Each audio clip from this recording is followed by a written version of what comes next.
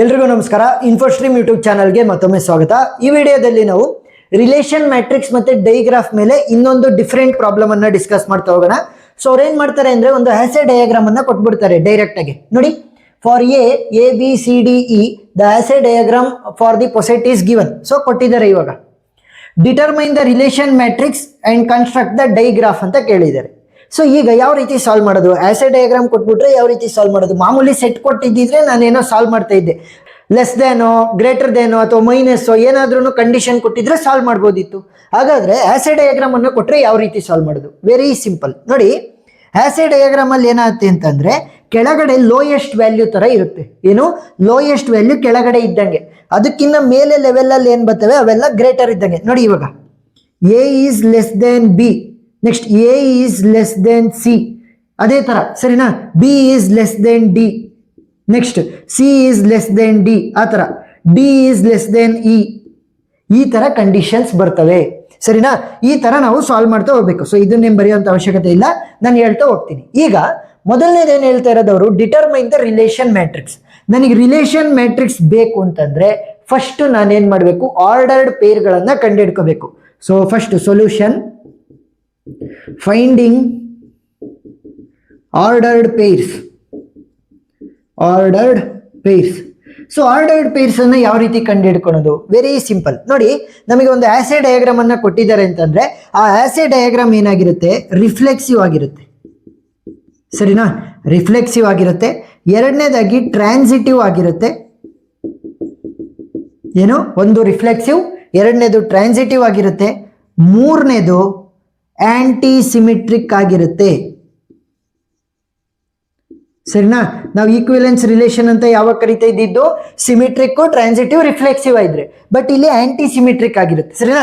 ಇದು ಇನ್ಫಾರ್ಮೇಶನ್ ಗೊತ್ತಿದ್ರೆ ಸಾಕು, ನಾನು ಯಾವ ರೀತಿ ಬರೆಯೋದು ಆರ್ಡರ್ಡ್ ಪೇರ್ ಅಂತ ಹೇಳ್ಕೊಡ್ತೀನಿ. ಬಟ್ ನಿಮಗೆ ಬೇಸಿಕ್ ಅಂಡರ್ಸ್ಟ್ಯಾಂಡಿಂಗ್ ಇರ್ಬೇಕು. ಆಸೆ ಡಯಾಗ್ರಾಮ್ ಇದೆ ಅಂದ್ರೆ ರಿಫ್ಲೆಕ್ಸಿವ್ ಆಗಿರುತ್ತೆ, ಟ್ರಾನ್ಸಿಟಿವ್ ಆಗಿರುತ್ತೆ, ಮತ್ತೆ ಆಂಟಿ ಸಿಮಿಟ್ರಿಕ್ ಆಗಿರುತ್ತೆ. ಗೊತ್ತಾಯ್ತಾ? ಈಗ ಆರ್ಡರ್ಡ್ ಪೇರ್ ಅನ್ನ ಬರೀತಾ ಹೋಗೋಣ. R will be equal to, ಮೊದಲನೇದು ಏನ್ ಹೇಳಿರೋದು? ರಿಫ್ಲೆಕ್ಸಿವ್. ರಿಫ್ಲೆಕ್ಸಿವ್ ಯಾವ ಫಾರ್ಮೆಟ್ ಅಲ್ಲಿ ಇರೋದು? ಎ ಕಾಮ ಎ ಫಾರ್ಮೆಟ್ ಅಲ್ಲಿ ಇರುತ್ತಲ್ವಾ? A comma A belong to R. ಸರಿನಾ? ಈ ಫಾರ್ಮೆಟ್ ಅಲ್ಲಿ ಇರುತ್ತೆ. ಈಗ ಏನ್ ಮಾಡ್ತೀನಿ ನೋಡಿ, ಎ ಇದೆ ಅಲ್ವಾ ಒಂದೇದು, so A comma A. Next B ಇದೆ ಅಲ್ವಾ, so B comma B. Next C ಇದೆ ಅಲ್ವಾ, yes, so C comma C. Next D ಇದೆ ಅಲ್ವಾ, yes, D comma D. Next E ಇದೆ ಅಲ್ವಾ, ಸೊ ಇ ಕಾಮ ಇ. ಈಗ ರಿಫ್ಲೆಕ್ಸಿವ್ ಅಷ್ಟು ಮುಗಿತಾ? ಎಸ್. ಸೊ ಆಂಟಿಸಿಮಿಟ್ರಿಕ್ ಬರೆಯೋ ಅವಶ್ಯಕತೆನೇ ಇಲ್ಲ. ಟ್ರಾನ್ಸಿಟಿವ್ ಬರೋಣ ಇವಾಗ. ಏನು? ಟ್ರಾನ್ಸಿಟಿವ್. ಸೊ ಈಗ ನೋಡಿ, A is less than C ಅಂತ ಹೇಳಿದ್ದೀನಿ. ಗೊತ್ತಾಯ್ತಾ? ನೋಡಿ, ಇಲ್ಲಿ A is less than C, ಆ ತರ ಎ ಕಾಮ ಸಿ ಅಂತ ಬರೀತೀನಿ. Next A is also less than B ಅಲ್ವಾ? Yes. So A is less than B. ನಾನು ಹೇಳಿದ್ದೀನಿ ಕೆಳಗಡೆ ಇರೋದು ಕಡಿಮೆ ವ್ಯಾಲ್ಯೂ ಇದ್ದಂಗೆ, ಮೇಲ್ಗಡೆ ಏನೇನು ವರ್ಟೆಕ್ಸ್ ಗಳು ಬರ್ತವೆ ಅವಕ್ಕಿನ್ನ. ಈಗ A is also less than D ಅಲ್ವಾ? A is also less than E ಅಲ್ವಾ? ಅದನ್ನ ಬರೀರಿ ಅಷ್ಟೇ. A is also less than E. Next A is also less than D. ಸರಿನಾ? Next B. ಸೊ ಇದಕ್ಕೆ ಬರೋಣ. B is less than D, B is less than E, B is less than D. Next B is less than E. ಯಾಕೆ C ಬರೀತಾ ಇಲ್ಲ? ಇವರಿಬ್ರು ಒಂದೇ level ಅಲ್ಲಿ ಇರೋದು. ಗೊತ್ತಾಯ್ತಾ? ಒಂದೇ ಲೆವೆಲ್ ಅಲ್ಲಿ ಇದ್ರೆ ಅವ್ರ ಮಧ್ಯೆ ರಿಲೇಷನ್ ಅನ್ನ ಬರೆಯಕ್ ಹೋಗ್ಬೇಡಿ. ನೆಕ್ಸ್ಟ್ ಸಿ ಗೆ ಬರ್ದಿದೀವಾ? ಇಲ್ಲ, ಬರ್ದಿಲ್ಲ. So C is less than D, C is less than E. So C comma E ಮತ್ತೆ ಸಿ ಕಾಮ ಡಿ ಅಂತ ಬರೀರಿ.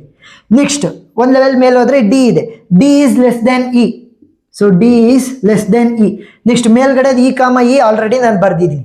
ಇವೆಲ್ಲ ಏನಾಗ್ತವೆ? ಆರ್ಡರ್ಡ್ ಪೇರ್ಸ್ ಆಗ್ತವೆ. ಸೊ ಒಂದು ರಿಫ್ಲೆಕ್ಸಿವ್ ಇದೆ, ಟ್ರಾನ್ಸಿಟಿವ್ ಇದ್ದೇ ಇರುತ್ತೆ. ಸೊ ಈ ತರ ಬರ್ದಾಗ ಇದ್ದೇ ಇರುತ್ತೆ. ನೋಡಿ, A is less than C, so ಅದಕ್ಕೋಸ್ಕರ ಎ ಕಾಮ ಸಿ ಅಂತ ಬರೀಬೇಕು. A is less than B, A was less than D, A was less than E. Next ಮೇಲ್ಗಡೆ ಲೆವೆಲ್ಗೆ ಬಂದಾಗ B is less than D, B is less than E. Next C is less than D, C is less than E. Next level ಹೋದಾಗ D is less than E. So ಇಷ್ಟನ್ನ ಬರೆದ್ರೆ ordered pairs ಆಯ್ತು. ಈಗ relation matrix ಅನ್ನ ಬರೆಯೋಣ. ಮೊದಲನೇದಕ್ಕೆ answer relation matrix. So relation matrix ಬರೀಬೇಕಾದ್ರೆ ಯಾವ ರೀತಿ ಬರೆಯೋದು? ನೋಡಿ, ಇಲ್ಲಿ ಕೊಟ್ಟಿದ್ದಾರಲ್ಲ A B C D E, ಇದನ್ನ ಕಾಲಮ್ ಮತ್ತೆ ರೋ ಆಗಿ ತಗೊಂತ ಹೋಗಿ. A B C D E. So ಈ ಮ್ಯಾಟ್ರಿಕ್ಸಿಗೆ ಯಾವ್ದಾದ್ರು ಒಂದು ವೇರಿಯೇಬಲ್ ಇಂದ ನೇಮ್ ಮಾಡಿ. ಎ ಅನ್ನೋದ್ರಿಂದ ನೇಮ್ ಮಾಡ್ತೀನಿ. ಸೊ ಈ ಕಡೆನೂ ಅಷ್ಟೇ, A B C D E. ಈಗ ನೋಡಿ, ಎ ಕಾಮ ಎ ಇದೆಯಾ? ಸೊ ಎಸ್, ಎ ಕಾಮ ಎಗೆ 1 ಅಂತ ಬರಿಬೇಕು. ನೆಕ್ಸ್ಟ್ ಬಿ ಕಾಮ ಬಿ ಇದೆಯಾ? Yes. Next C comma C, so C comma C ಇಲ್ಲಿ ಬರಿಬೇಕು. Next D comma D, D comma D. Next E comma E, so E comma E. Next ಏನಿದೆ A comma C, A comma C. Next A comma B, A comma B. Next A comma E, A comma E. Next A comma D, A comma D. B comma D ಬರಿಬೇಕು, B comma D. Next B ಕಾಮ E, B comma D, so B comma D. Next B ಕಾಮ E, C comma E, C comma E. Next C comma D, C comma D. Next D ಕಾಮ E, D ಕಾಮ E. So ಇಷ್ಟಾದ್ಮೇಲೆ ಇನ್ನು ಉಳಿದಿರೋದಕ್ಕೆಲ್ಲ ಏನು ಬರಿಬೇಕು, 0 ಅಂತ ಬರಿಬೇಕು ಅಷ್ಟೇ, ಸಿಂಪಲ್.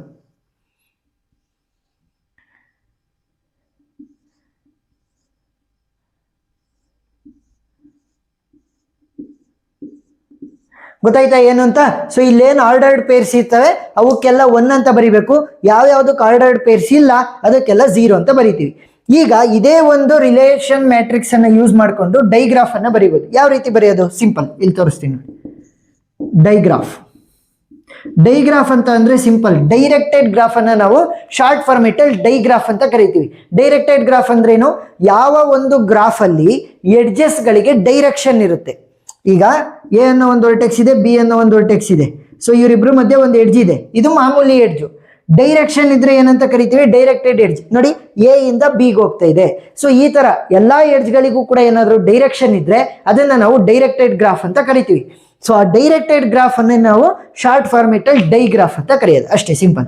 ಯಾವ ರೀತಿ ಬರೆಯೋದು? Very easy. ಇಲ್ಲಿ ಏನೇನಿರೋದು? A B C D E. So ಅವುಗಳನ್ನ ವರ್ಟೆಕ್ಸ್ ಗಳಾಗಿ ಯೂಸ್ ಮಾಡ್ಕೊಳ್ಳಿ. ಎ, ನೆಕ್ಸ್ಟ್ ಇಲ್ಲಿ ಬಿ, ನೆಕ್ಸ್ಟ್ ಇಲ್ಲಿ ಸಿ, ನೆಕ್ಸ್ಟ್ ಇಲ್ಲಿ ಡಿ, ನೆಕ್ಸ್ಟ್ ಇಲ್ಲೊಂದು ಇ ಅಂತ ತೊಳಿ. ಯಾವ್ದಾದ್ರು ಡಿಸೈನ್ ಅಲ್ಲಿ ತಗೋಬಹುದು, ಸರಿನಾ? ಇ ಮೇಲ್ ತೊಳಿ, ಬಿ ಇಲ್ಲಿ ತೊಳಿ, ಎಲ್ಲಾದ್ರೂ ಕೂಡ ತಗೊಂತ ಹೋಗಿ. ಈಗ ಬರಿತಾ ಹೋಗೋಣ. 1 ಕಾಮ ಎ ಕಾಮ ಎ ಇದೆ. ಸೊ ಅಂದ್ರೆ ಎ ಇಂದ ಶುರುವಾಗಿ ಎಗೆ ಹೋಗುತ್ತೆ, self loop. A comma B, so A ಇಂದ ಶುರುವಾಗಿ ಬಿಗೆ. ಎ ಕಾಮ ಸಿ, ಎ ಇಂದ ಶುರುವಾಗಿ ಸಿಗೆ. Next A comma D, A ಇಂದ ಶುರುವಾಗಿ ಡಿಗೆ. Next A comma E, A ಇಂದ ಶುರುವಾಗಿ ಇಗೆ. ಸರಿನಾ? ಹಂಗಾದ್ರೆ ಒಳಗಡೆ ಗಾಶ ಆದ್ರೂ ತರ್ಬೋದು, ಹೊರಗಡೆ ಗಾಶ ಆದ್ರೂ ಕೂಡ ತಗೊಂತ ಹೋಗಿ. Next B comma B. So B comma B ಅಂದ್ರೆ ಬಿ ಇಂದ ಶುರುವಾಗಿ ಬಿಗೆ. 1 ಎಲ್ಲಿದೆ ಅದನ್ನ ಮಾತ್ರ ಬರಿಬೇಕು, ಸರಿನಾ? 0ನ ಯೂಸ್ ಮಾಡ್ಕೋಬೇಡಿ, 1 ಮಾತ್ರ. ಬಿ ಕಾಮ ಡಿ ಅಂದ್ರೆ ಬಿ ಇಂದ ಶುರುವಾಗಿ ಡಿಗೆ. ಬಿ ಕಾಮ ಇ, ಬಿ ಇಂದ ಶುರುವಾಗಿ ಇಗೆ. ನೆಕ್ಸ್ಟ್ ಸಿ ಕಾಮ ಸಿ ಅಂದ್ರೆ ಸಿ ಇಂದ ಶುರುವಾಗಿ ಸಿಗೆ. ಸಿ ಇಂದ ಡಿ, ಸಿ ಇಂದ ಶುರುವಾಗಿ ಡಿಗೆ. ಸಿ ಕಾಮ ಇ, ಸಿ ಇಂದ ಶುರುವಾಗಿ ಇಗೆ. ಡಿ ಕಾಮ ಡಿ, ಡಿ ಇಂದ ಶುರುವಾಗಿ ಡಿಗೆ. ಡಿ ಕಾಮ ಇ, ಡಿ ಇಂದ ಶುರುವಾಗಿ ಇಗೆ. ನೆಕ್ಸ್ಟ್ ಇ ಕಾಮ ಇ ಅಂತಂದ್ರೆ ಇ ಇಂದ ಶುರುವಾಗಿ ಇಗೆ. ಸರಿನಾ? ಅವರು ಕೊಟ್ಟಿರುವಂತಹ ಕ್ವಶನ್ಗೆ ಇಷ್ಟು ಆನ್ಸರ್. ಇನ್ನು ಎಕ್ಸ್ಟೆಂಡೆಡ್ ಆಗಿ ಅವ್ರ ಕ್ವಶನ್ ಅನ್ನ ಕೇಳ್ಬೋದು. ಏನ್ ಕೇಳ್ಬೋದು? Right the in degree and out degree of the each and every vertex ಅಂತ ಕೇಳ್ಬೋದು. ಯಾವ ರೀತಿ ಬರೆಯೋದು? Very simple. ಸೊ ಅದನ್ನ ಟೇಬಲ್ ಫಾರ್ಮೆಟ್ ಅಲ್ಲಿ ಬರೆಯೋಣ. ವರ್ಟೆಕ್ಸ್, ಸೊ ಆ ಒಂದು ವರ್ಟೆಕ್ಸಿನ ಇನ್ ಡಿಗ್ರಿ, ನೆಕ್ಸ್ಟ್ ಆ ಒಂದು ವರ್ಟೆಕ್ಸಿನ ಔಟ್ ಡಿಗ್ರಿಯನ್ನ ಬರೀತಾ ಹೋಗೋದು. ಯಾವ್ಯಾವ ವರ್ಟೆಕ್ಸ್ ಇರೋದು ನನಗೆ? ಎ ಇದೆ, ಬಿ ಇದೆ, ಸಿ ಇದೆ, ಡಿ ಇದೆ, ಇ ಇದೆ. ಈಗ ಇನ್ ಡಿಗ್ರಿ ಅಂದ್ರೇನು, ಔಟ್ ಡಿಗ್ರಿ ಅಂದ್ರೇನು? ಇನ್ ಡಿಗ್ರಿ ಅಂದ್ರೆ ನನ್ನೇ ಒಂದು ವರ್ಟೆಕ್ಸ್ ಅಂತ ಅನ್ಕೊಂಡ್ರೆ ನನ್ನ ಕಡೆ ಏನಾದ್ರೂ ಕೂಡ ಡೈರೆಕ್ಟೆಡ್ ಎಡ್ಜ್ ಬರ್ತಾ ಇದೆ ಅಂದ್ರೆ ಅದೇನಾಗುತ್ತೆ? ಇನ್ ಡಿಗ್ರಿ ಆಗುತ್ತೆ. ನೋಡಿ ಇವಾಗ ಫಾರ್ ಎಕ್ಸಾಂಪಲ್ ಇದೊಂದು ವರ್ಟೆಕ್ಸ್ ಅಂದ್ರೆ ಈ ತರ ಏನಾದ್ರೂ ಎಡ್ಜ್ ಬರ್ತಾ ಇದೆ ಅದ್ರ ಕಡೆಗೆ, ಅವಾಗ ಏನಾಗುತ್ತೆ? ಇದು ಇನ್ ಡಿಗ್ರಿ ಆಗುತ್ತೆ. ಅದೇ ಏನಾದ್ರೂ ಅದರಿಂದ ದೂರ ಹೋಗ್ತಾ ಇದ್ರೆ ಔಟ್ ಡಿಗ್ರಿ ಆಗುತ್ತೆ. ಹಾಗಾದ್ರೆ ಈ ಸೆಲ್ಫ್ ಲೂಪ್ಗಳೇನು? Self loop will act as in degree also and out degree also. ಅವ್ರೇನ್ ಮಾಡ್ತಾರೆ? ಇನ್ ಡಿಗ್ರಿಗೂ ಕೂಡ 1 ಅನ್ನ ಕಾಂಟ್ರಿಬ್ಯೂಟ್ ಮಾಡ್ತಾರೆ, ಔಟ್ ಡಿಗ್ರಿಗೂ ಕೂಡ 1 ಅನ್ನ ಕಾಂಟ್ರಿಬ್ಯೂಟ್ ಮಾಡ್ತಾರೆ. ಸೊ ಅದು ಯಾವ ರೀತಿ ಅಂತ ಹೇಳ್ತೀನಿ ನೋಡಿ. ಇವಾಗ ಎ ಅನ್ನೋ ವರ್ಟೆಕ್ಸ್, ಇದಕ್ಕೆ ಇನ್ ಡಿಗ್ರಿ ಎಷ್ಟಾಗುತ್ತೆ? ಇನ್ ಡಿಗ್ರಿ ಅಂದ್ರೇನು? ಅದ್ರ ಕಡೆ ಎಷ್ಟು ಎಡ್ಜಸ್ ಬರ್ತಾ ಇದಾವೆ, ಎ ಕಡೆ ಯಾವುದು ಬರ್ತಾ ಇಲ್ಲ. ಆದರೆ ಸೆಲ್ಫ್ ಲೂಪ್ ಒಂದಿದೆ. ಸೆಲ್ಫ್ ಲೂಪ್ ನಾನು ಹೇಳಿದೆ ಏನು? It will contribute for in degree also, out degree also. So ಇವಾಗ ಸೆಲ್ಫ್ ಲೂಪ್ ಏನ್ ಮಾಡುತ್ತೆ? 1 ಅನ್ನ ಕಾಂಟ್ರಿಬ್ಯೂಟ್ ಮಾಡುತ್ತೆ ಇನ್ ಡಿಗ್ರಿಗೆ. ಸರಿನಾ? ಇಲ್ಲಿ ಯಾವುದು ಕೂಡ ಇನ್ ಡಿಗ್ರಿ ಇಲ್ಲ ಅಂತಂದ್ರೆ ಅದ್ರ ಕಡೆ ಯಾವುದೇ ಒಂದು ಎಡ್ಜ್ ಬರ್ತಾ ಇಲ್ಲ. ಬಟ್ ಇಲ್ಲಿ ಸೆಲ್ಫ್ ಲೂಪ್ ಇರೋದ್ರಿಂದ ಒಂದು ಇನ್ ಡಿಗ್ರಿ ಇದ್ದೇ ಇರುತ್ತೆ. ನೆಕ್ಸ್ಟ್ ಔಟ್ ಡಿಗ್ರಿ ಎಷ್ಟು? ಔಟ್ ಡಿಗ್ರಿ ಅಂದ್ರೆ ಹೊರಗಡೆ ಹೋಗ್ತಾ ಇರೋ ದೂರ. 1 2 3 4 ಸೆಲ್ಫ್ ಲೂಪ್ ಒಂದು ಸೇರಿಸಿ 5. ಸರಿನಾ? ಸೆಲ್ಫ್ ಲೂಪ್ ಇನ್ ಡಿಗ್ರಿಗೂ ಕೂಡ ಕಾಂಟ್ರಿಬ್ಯೂಟ್ ಮಾಡ್ತು, ಔಟ್ ಡಿಗ್ರಿಗೂ ಕೂಡ ಕಾಂಟ್ರಿಬ್ಯೂಟ್ ಮಾಡ್ತು. ನೆಕ್ಸ್ಟ್ ಬಿಗೆ ಇನ್ ಡಿಗ್ರಿ ಎಷ್ಟಾಯ್ತು? ಬಿಗೆ ಕೇವಲ ಒಂದೇ ಒಂದು ಎಡ್ಜ್ ಈ ಕಡೆ ಬರ್ತಾ ಇರೋದು, ಅದ್ರ ಕಡೆಗೆ ಮತ್ತೊಂದು ಸೆಲ್ಫ್ ಲೂಪ್. ಸೊ ಟೋಟಲ್ 1 + 1 2 ಆಗುತ್ತೆ. ನೆಕ್ಸ್ಟ್ ಔಟ್ ಡಿಗ್ರಿ ಎಷ್ಟು ಅಂದ್ರೆ ದೂರ ಹೋಗ್ತಾ ಇರೋ 1, ನೆಕ್ಸ್ಟ್ 2 ಹೊರಗಡೆ ಹೋಗ್ತಾ ಇದೆ, ಸೆಲ್ಫ್ ಲೂಪ್ ಒಂದು ಸೇರಿಸಿ 3. ನೆಕ್ಸ್ಟ್ ಸಿಗೆ ಇನ್ ಡಿಗ್ರಿ ಎಷ್ಟಾಗುತ್ತೆ, ಒಂದು ಅದ್ರ ಕಡೆ ಬರ್ತಾ ಇದೆ ಮತ್ತೆ ಒಂದು ಸೆಲ್ಫ್ ಲೂಪ್, ಸೊ ಟೋಟಲ್ 2 ಆದಂಗಾಯ್ತು. ಔಟ್ ಡಿಗ್ರಿ ಎಷ್ಟು, ದೂರ ಹೋಗ್ತಾ ಇರೋದು 1 2 ಹೊರಗಡೆ ಹೋಗ್ತಾ ಇದ್ದಾವೆ, ಸೆಲ್ಫ್ ಲೂಪ್ ಒಂದು ಸೇರಿಸಿ 3. ನೆಕ್ಸ್ಟ್ ಡಿಗೆ ಇನ್ ಡಿಗ್ರಿ ಎಷ್ಟಾಗುತ್ತೆ, 1 2 3 ಅದ್ರ ಕಡೆ ಬರ್ತಾ ಇದೆ, ಸೆಲ್ಫ್ ಲೂಪ್ ಒಂದು ಸೇರಿಸಿ 4. ಔಟ್ ಡಿಗ್ರಿ ಎಷ್ಟು ಡಿಗೆ, ಔಟ್ ಡಿಗ್ರಿ ಅಂದ್ರೆ ದೂರ ಹೋಗ್ತಾ ಇರೋದು ನೋಡಿ, ಒಂದೇ ಒಂದು ಹೊರಗಡೆ ಹೋಗ್ತಾ ಇರೋದು ವಿತ್ ಒಂದು ಸೆಲ್ಫ್ ಲೂಪ್, ಸೊ ಟೋಟಲ್ ಎಷ್ಟಾಗುತ್ತೆ 2 ಆಗುತ್ತೆ. ನೆಕ್ಸ್ಟ್ ಈಗೆ ಇನ್ ಡಿಗ್ರಿ ಎಷ್ಟು, 1 2 3 4 ವಿತ್ ಒಂದು self loop, so total 5. Next out degree ಏನಾಗುತ್ತೆ, ಔಟ್ ಡಿಗ್ರಿ ಅಂತಂದ್ರೆ ಹೀಗೆ ಈ ಇಂದ ಹೊರಗಡೆ ಯಾವುದು ಹೋಗ್ತಾ ಇಲ್ಲ, ಬಟ್ ಸೆಲ್ಫ್ ಲೂಪ್ ಇರೋದ್ರಿಂದ 1 ಕಾಂಟ್ರಿಬ್ಯೂಟ್ ಆಗುತ್ತೆ, ಸೊ 1 ಈ ತರ. ಸೊ ಮ್ಯಾಕ್ಸಿಮಮ್ ಇದೇ ತರ ಕ್ವಶನ್ಸ್ ಅನ್ನ ಕೇಳೋದು, ಡೈಗ್ರಾಫ್ ವರ್ಗೂ ಕೇಳಿದ್ರಷ್ಟೇ ಈ ಪ್ರಾಬ್ಲಮ್ ಅಲ್ಲಿ. ನಾನು ಎಕ್ಸ್ಟೆಂಡೆಡ್ ಆಗು ಕೂಡ ತೋರಿಸಿದ್ದೀನಿ ಯಾವ ರೀತಿ ಕೇಳ್ಬೋದು ಅಂತ. ಸೊ ವಿಡಿಯೋ ಇಷ್ಟ ಆಗಿದ್ರೆ ಸಬ್ಸ್ಕ್ರೈಬ್ ಆಗೋದನ್ನ ಮರಿಬೇಡಿ. ಏನೇ ಡೌಟ್ ಇದ್ರೂ ಕೂಡ ಕಮೆಂಟ್ ಸೆಕ್ಷನ್ ಅಲ್ಲಿ ತಿಳಿಸಿ, ನಾನು ಕ್ಲಾರಿಫೈ ಮಾಡ್ತೀನಿ. So thank you for watching.